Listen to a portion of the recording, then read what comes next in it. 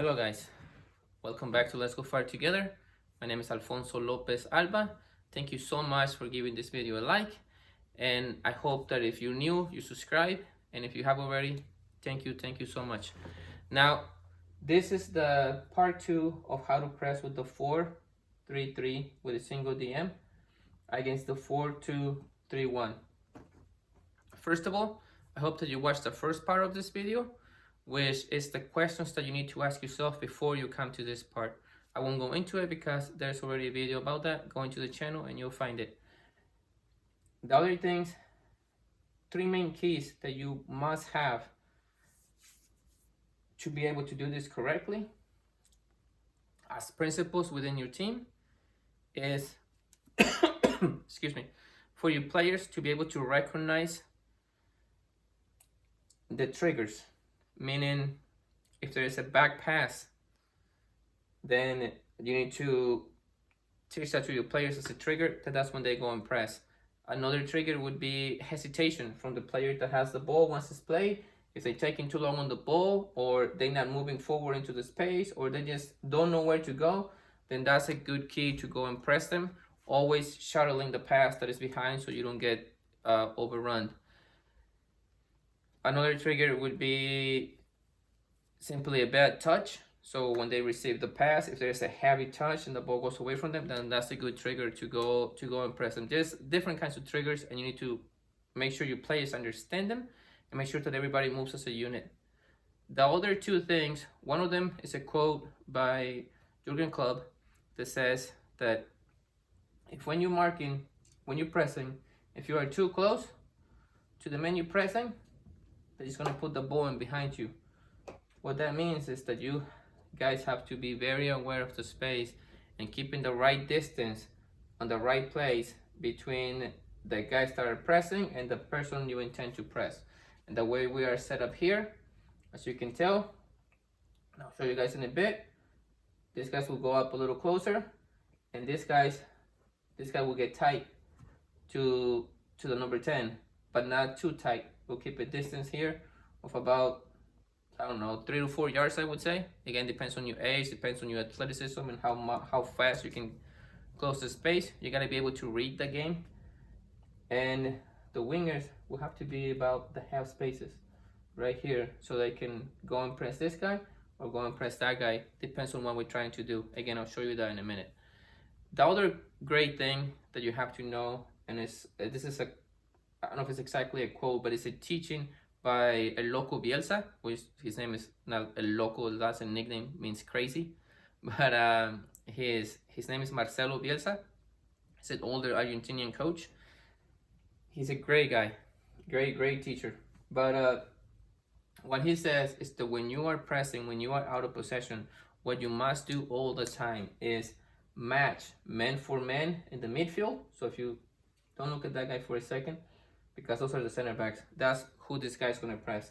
But if you look here, we match man for man on the midfield. Okay, I just took that away so you guys didn't have the optical illusion that it was wrong. You match man for man on the midfield, you pressing with the wings and your striker based on the direction that you want it to go, and more importantly, or just as importantly as matching the midfield man for man, that you have one more defender than they do attackers. So you can see in here we have a 2v1. If you count their wingers, then you have a 3v4. That's not even counting your goalie that is always back here in case of a long ball. And by the way, if I'm pressing this high, if we are talking about high press, I want my goalie to be out of the box a little bit. Now, without further ado, let's talk about the 3 different styles of pressing. The first one would be to guide outwards, to trap them on the sideline, against the sideline, to use the sideline as a defender to help us. So when the ball is played to the center back, this guy will make a curve run, an angle run. Let me see, I got a marker here. This guy will make an angle run this way to deny the pass. What this does is deny this viewing space. When this striker moves in here, it makes it really hard for this guy to see, to be able to pass over here. This guy's close in to their DMs with your attacking midfielders, and this guy shadows in close to the number 10. However, this guy does not go tight. Again, like Jurgen Klopp says, because if you go too tight, then this ball just goes right over you. So you keep it safe distance. So when this ball is played, then you can go and hopefully intercept it. You want to be close enough that you can intercept it or be right on the face of the player to where he has to play back. And by the time he goes to play back, our 9 is already on him. So the main objective is to stay at a good distance. Like I said, 3 or 4 yards. Depends on your speed. And depends on the speed of the opponent too. But usually your wingers are going to be fast players anyway. So when this ball's played here, we want to try to win it here. And then you can look to combine backwards to go forwards to your 8 and then shoot. Or just make sure as soon as this guy makes the pass, he should get in front of the number 4 anyways, of the center back. So if the pass goes back, then he can look to turn that over and then cross it into the 8. Or if anything, just so this guy cannot make the pass, and then they try to go central with this DM. So from here, again, you want to make an angle run here to force the pass this way and deny the pass back this way. At the moment you do that though, again, all these guys shift in close to their guys, and this guy shifts in into this somewhat dead space. So if there is a switch, then he can go and cover, and then everybody shifts us over. When this happens here, this number 3 needs to go and get tied to the number 7. Not too tight, because odds are this guy's probably faster than you guy, than your right back. Now, if you got really good physicality and speed, it goes back to the principles I talked about, or the questions to ask yourself about whether you have the players to be able to play the system. So if you got physical enough players and athletic enough, then you can get a little tighter. But if you don't, you just stay here to where when the ball is played, you can go and, like I said, compete and be right in the face of the guy. And at this point, everybody's shifting over. You can give this guy this space because he's not trading to you there. Even if he plays a line good, you still have plenty of time to recover, and everybody shifts over. So you will give the opponents a space, but it's a sacrifice you have to make, because if you don't make this and this guy doesn't track back correctly, then you leave this central space here. So what you want to give them is the space close to the sideline and now right towards your goal. So that's the first style, pressing them to go on the outside. The second style of pressing, let me move my chips back the way they should go.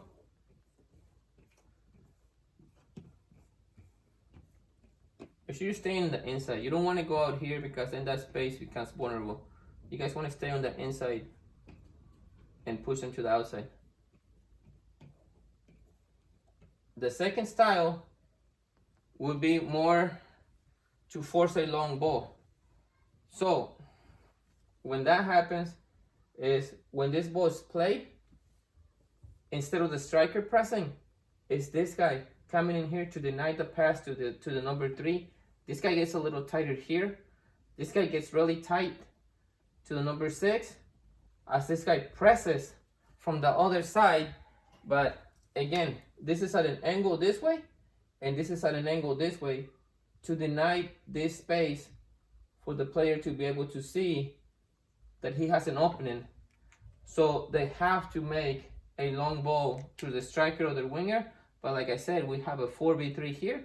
So what we want to do is we want to make sure that if the ball gets played to the, be our left hand side, but it's their right hand side. So if it gets played to the right hand side, our left sided defender needs to be more proactive. So getting almost ahead of the striker to be able to win that ball when it comes.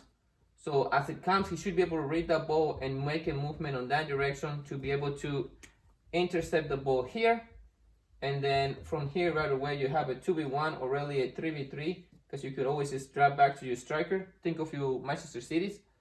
So you can drop back to your striker, and then from there, make a pass on the other direction, and then go after them again. Or simply, once you win it here, you make a good pass to your 8. Your number 6 needs to shift over to be able to make a pass here and then from here go straight to your 9, or simply take your space and then go straight on goal.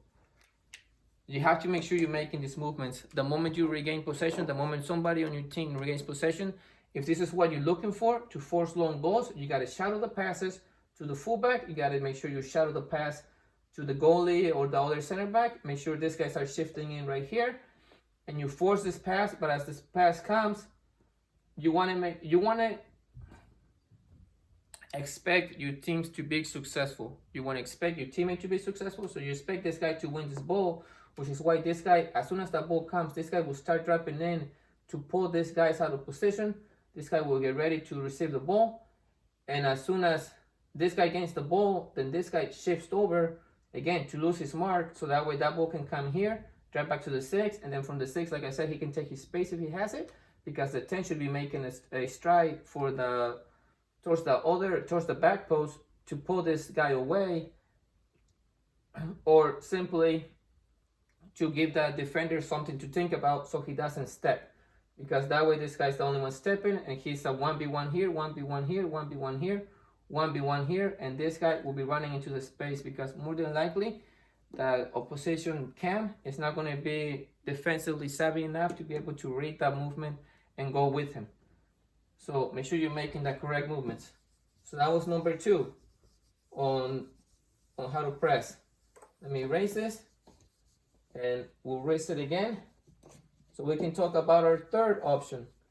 Our third option will be to target the DM, and I'll show you how that works as soon as I get set up in here again.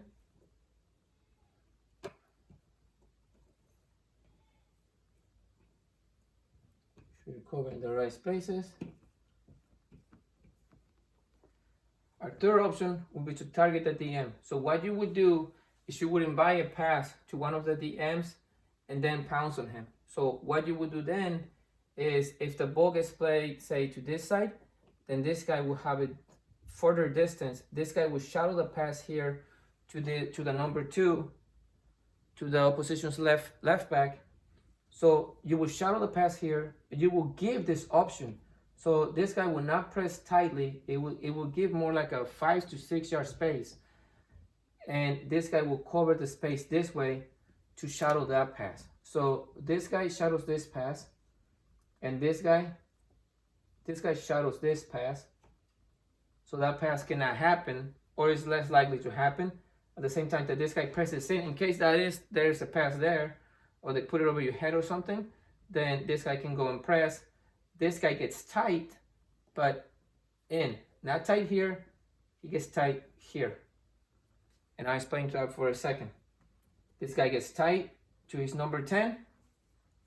And what you want from here, or what you hope happens, is that by you giving this guy some space, you invite that pass. So when that pass happens, that's when you go and press here, and you go and press here, because this way you shadow this pass, and this guy goes and press too. So everybody around targets that man, and that's why it's called targeting the DM. You give, depends on what side they play it to. If they have 2 players up here, then you just have to make sure whoever, if they play it to their right hand side, then you gotta make sure, to the left hand side, sorry, you gotta make sure your right attacking midfielder gives this guy a little space, and these guys are moving to the correct spaces. So that's why you gotta teach the movements in the spaces. If it was played to the other side, it would be the opposite. It would be this guy just moving inwards like this, slightly. This guy giving space. This guy moving in.